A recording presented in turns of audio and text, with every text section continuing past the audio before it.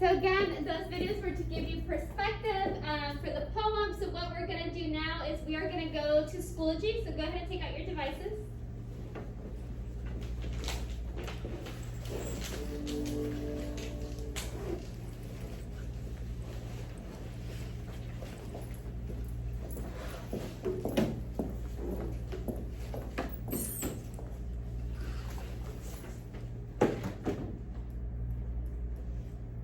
Hector, do you still need a computer? You got one? Did anybody need a computer? Heidi, come get yours.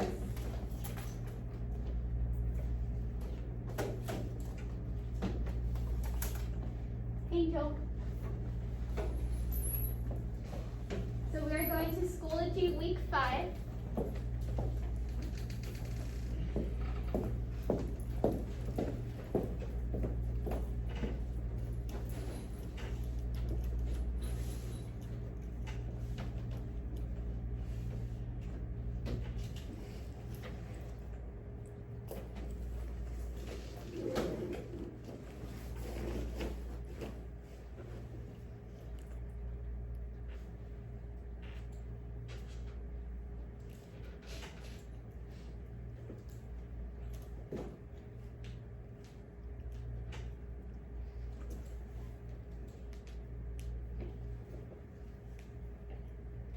So Schoology week 5.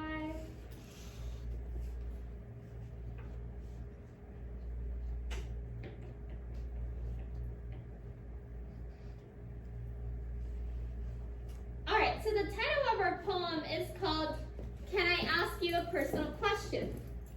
Now, when you get asked, when someone tells you, hey, can I ask you a personal question? What's the first thing that goes through your head, or how do you feel? Nervous. Nervous, right? You're like, I don't know. What are you going to ask, right? Most of the time we feel a little hesitant because whatever they're going to ask is probably a little, like, intrusive, right? So anyway, that's the title of this poem. When you go to Schoology week 5, you'll see the poem, but before we go to the actual poem, I want to talk about the author really quickly. So the author, her name's Diane Burns, and now in this poem, it focuses on a series of responses to increasingly invasive questions. So the entire poem focuses on responses to these questions being asked to this author by someone else. We don't know who that someone else is. I don't think it really matters. It's more the what she's being forced to answer that matters. But poet Diane Burns depicts some of the difficult experiences that Native Americans and First Nations people must navigate in the modern world. Burns grew up on reservations in Wisconsin and North Dakota before moving to New York City and amassing a cult following for her work. So that's just a little bit about our author.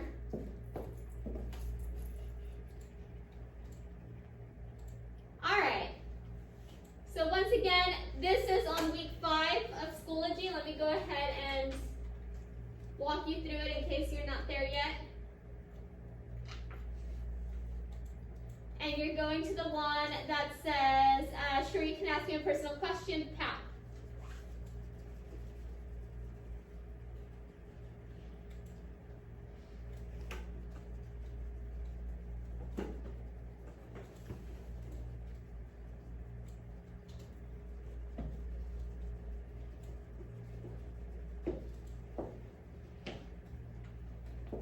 Is everyone there? So here's what we're going to do. Leo, do you need a computer, Leo? Yeah.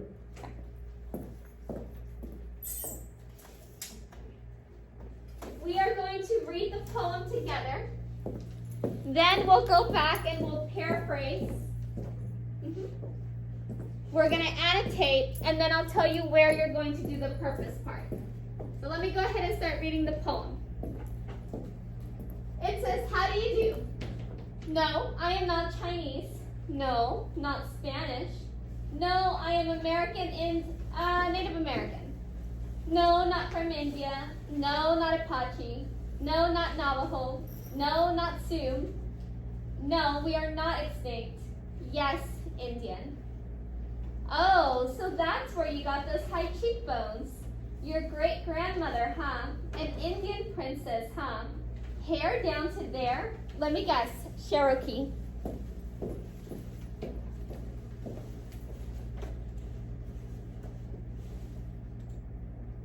Oh, so you've had an Indian friend. That close? Oh, so you've had an Indian lover. That tight. Oh, so you've had an Indian servant. That much? Yeah, it was awful what you guys did to us. It's real decent of you to apologize. No, I don't know where you can get peyote. No, I don't know where you can get Navajo rugs real cheap. No, I did not make this. I bought it at Bloomingdale's. Thank you, I like your hair too. I don't know if anyone knows whether or not Shur is really Indian. No, I did not make it rain tonight. Yeah, spirituality. Yeah, spirituality, mother. Earth, yeah, spirituality. No, I didn't major in archery. Yeah, a lot of us drink too much. Some of us can't drink enough. This ain't no stoic look. This is my face. So, what did we get from this poem? What is this? How would you describe this other person that's asking the questions? Ignorant. Huh? Ignorant. Ignorant? That's fair. Ignorant? Would we say rude? Yeah, pretty rude. Now what type of questions are these focusing on? Or what are these questions focusing on? Yeah, what are these questions focusing on? Their appearance. Their physical features, very stereotypical comments, right? They're addressing stereotypes about Native Americans. And so our poet here, our author, is just like, nope, like having to answer all these questions that are pretty rude and, again, just all about these stereotypes. So what we're going to do is, now that we've read it, we're going to paraphrase it. Now, we paraphrase every stanza. I do want to make one thing clear. When we did the mini poems a few days ago, 2 days ago, we rewrote the poems in our own words, yes? But because this poem is so basic, there's no way to rewrite, no, I am not Chinese.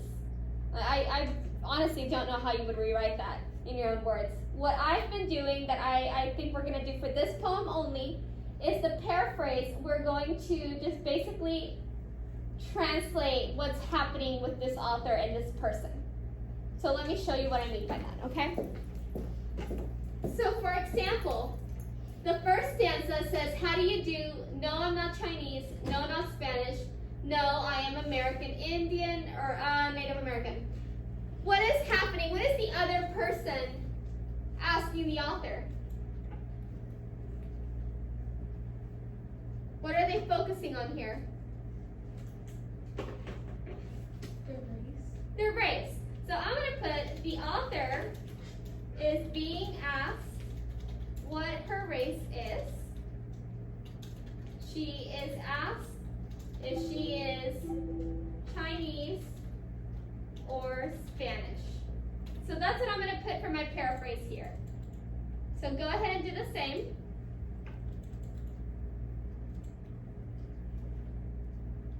On your slide, do the same. You can write the same thing. It's already there. Yes. Where are you looking at? Let's see. Oh, did it save it for me? Well, darn. Let's see. The same thing with me. You guys have it already. All right. That's fine. So then just follow. I was going to give it to you guys anyway.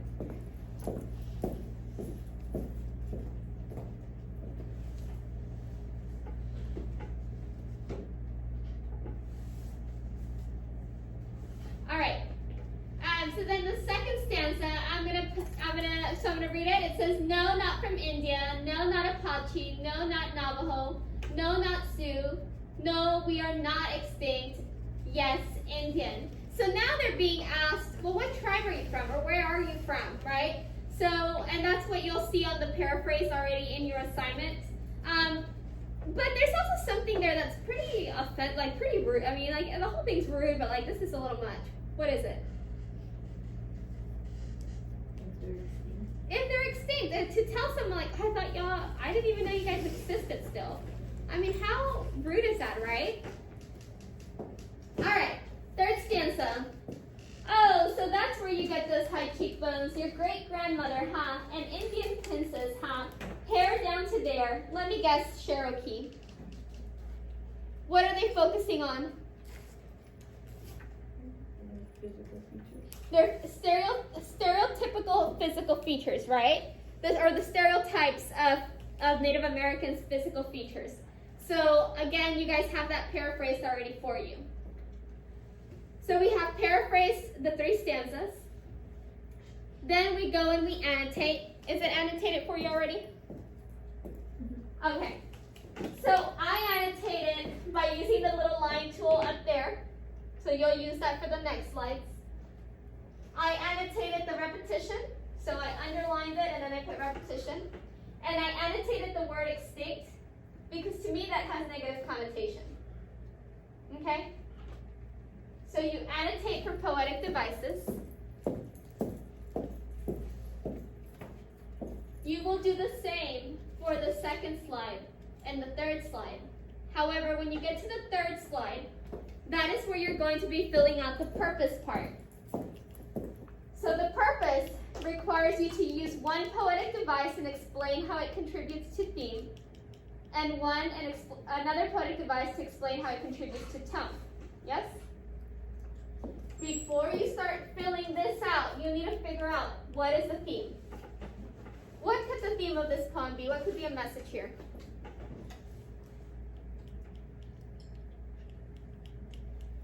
What is the message the author is trying to tell us?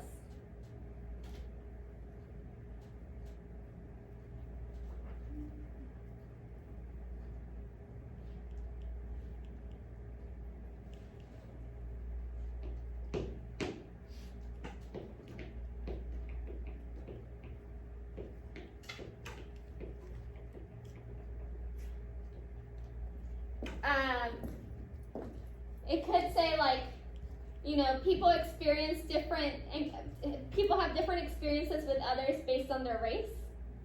Maybe that's her message. Or maybe she's saying, don't treat others based on the stereotypes you know. Right? So there could be multiple messages here. You gotta figure out which one you're going to focus on. You have a sentence stem, so you'll insert your poetic device, so you could say simile. Similes contribute to the theme because blank. Then you have a topic. You're going to choose a topic. What are some possible topics for this poem?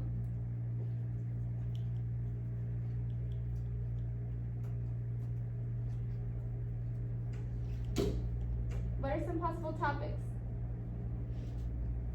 What does the poem focus on? Native Americans, stereotypes, race, right?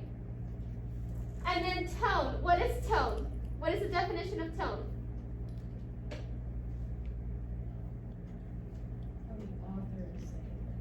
How the author feels about what they're saying. So what is the author's tone? And you're going to choose a poetic device to tell me how it contributes to the tone. So what do we think is the author's tone? What do we think she feels? Annoyed, probably, right? She's probably annoyed at these stereotypes that keep coming her way. So then, once you finish annotating, you'll choose a poetic device and say that it contributes to the tone because blank. How does it show us that she's annoyed? Yes? When you're done with that,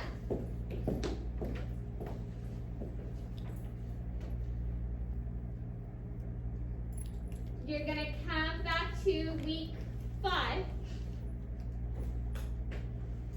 And you see this? Sure, you can ask me a personal question assignment. You'll come to this.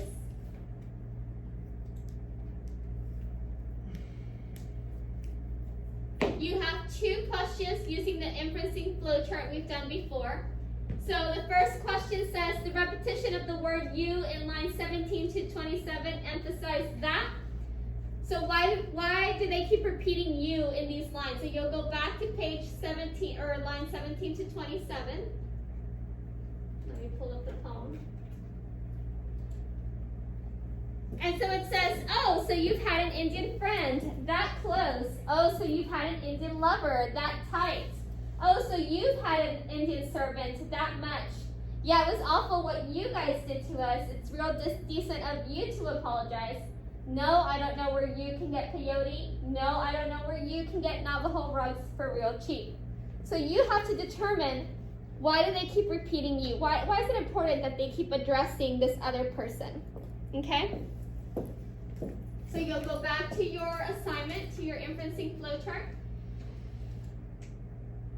You'll choose your text evidence. You'll give your background knowledge that helped you come up with the answer, and then you answer the question by completing the sentence stem. The repetition of the word you emphasizes that. What is it stressing? What is it emphasizing or showing us?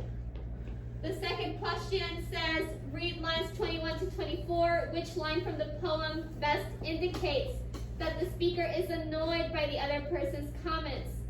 So here, your answer is going to be a line from the poem. That's why this is blacked out, because your answer is going to actually be your text evidence.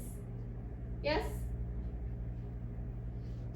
Whatever line you choose here, you have to tell me here how that shows the author is annoyed. Okay? How you know that shows the author is annoyed. Does that make sense? 2 multiple choice questions at the end. You insert your answers here and your rationale at the bottom. Any questions so far? Okay.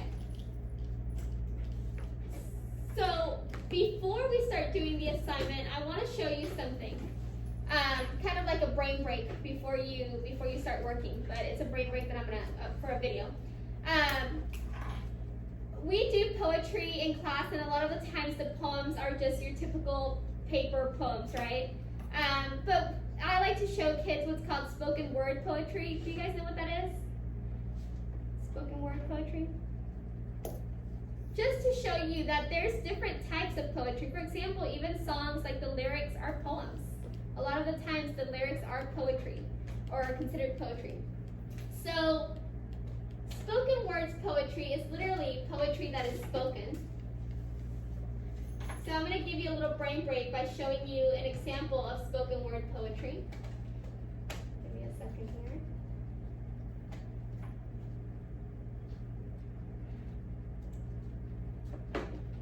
Where is my spoken word poetry?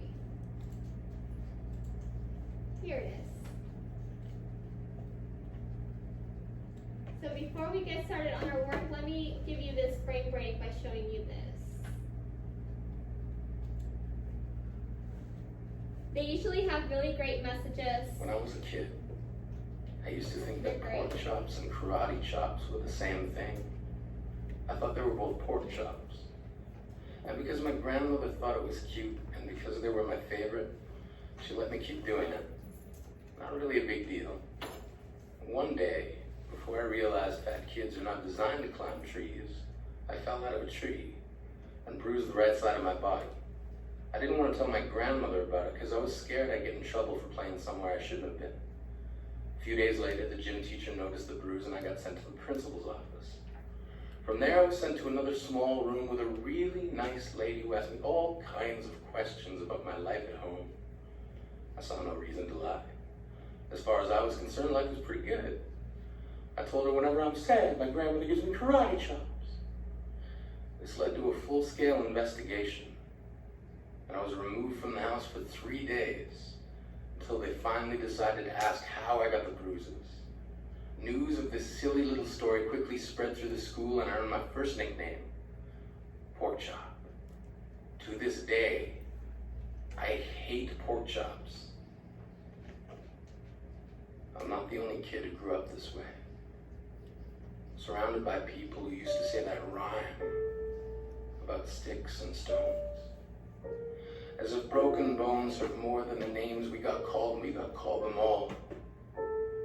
So we grew up believing no one would ever fall in love with us. That we'd be lonely forever. That we'd never meet someone to make us feel like the sun was something they blues as we tried to empty ourselves so we would feel nothing. Don't tell me that hurts less than a broken bone. That an ingrown life is something the surgeons can cut away, but there's no way for it to metastasize. It does. She was 8 years old. Our first day of grade 3 when she got called ugly. We both got moved to the back of class so we would stop getting bombarded by spitballs. But the school halls were a battleground. We found ourselves outnumbered day after wretched day. We used to stay inside for recess because outside was worse. Outside we'd have to rehearse running away or learn to stay still like statues, giving no clues that we were there in grade 5. They kept a sign at the front of her desk that read, "Beware of the dog."